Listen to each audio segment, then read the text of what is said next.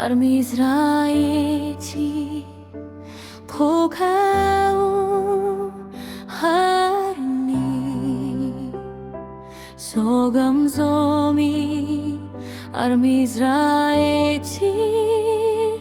Pokau Harni Janjang kwa sunga omi pite tunga Zraeci Pangkidang na dingin gengkyat na kong neyuhi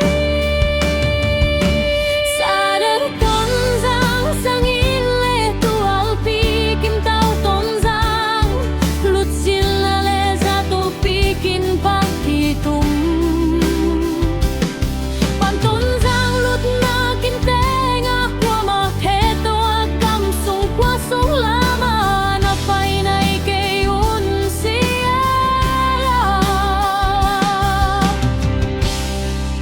Grup den minilin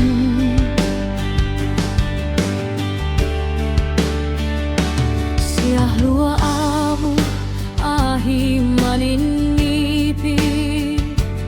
Lampan kidal na dinga kong zasak uhi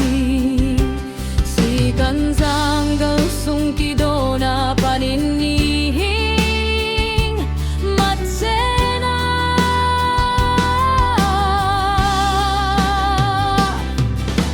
Grup te tahton zang kwasong amine asiate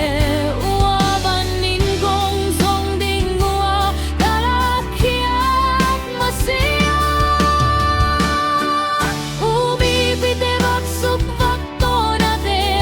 kidomin pilbang siat ni